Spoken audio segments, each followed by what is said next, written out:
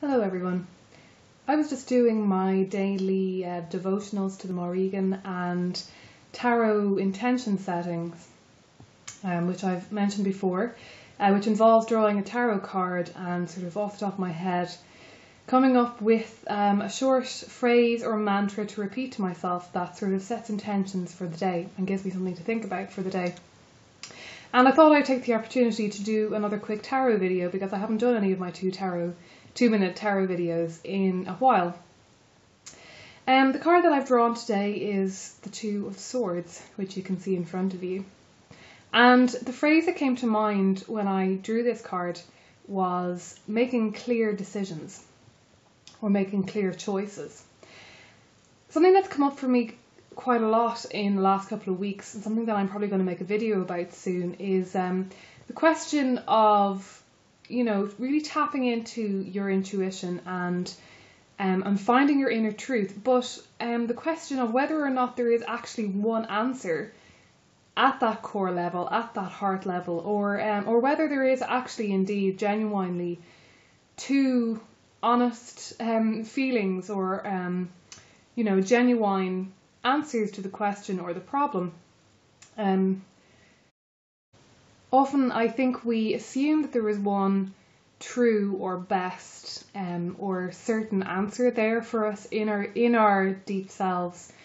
If only we could just come to that realization of what that answer really is. But it struck me that maybe that isn't actually the case, and that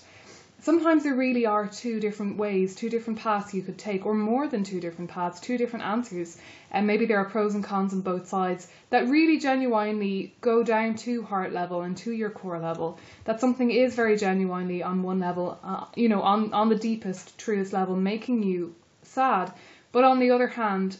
it is also providing something in your life that is maybe not possible for other things to bring in, or that it is in other ways nourishing and good.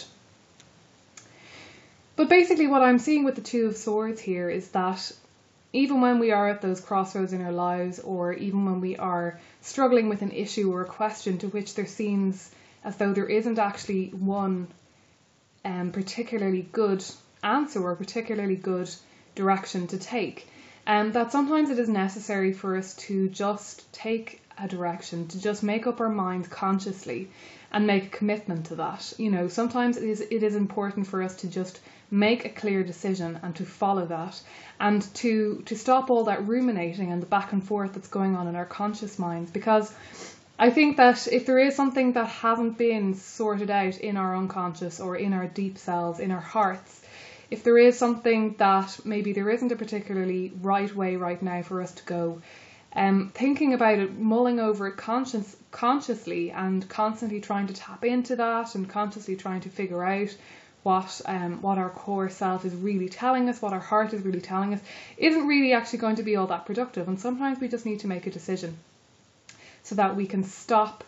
going over it over and over again, so that we can drop those swords, stop trying to balance them, and open ourselves up to one of those directions. Sometimes it's, sometimes the path of least resistance is actually the best way to go, because it allows us to make a decision in the here and now, and to make a concrete commitment to that, and to allow ourselves then to stop ruminating over it. But sometimes it's just whichever our gut instinct is telling us to go with right now, and it doesn't need to be an ultimate decision or an ultimate direction, but yeah, sometimes we need to make a clear decision and stop our conscious minds just really going to town on overanalyzing, and just, we can then allow our unconscious and our hearts to just mull over things and come to its own answer in its own time.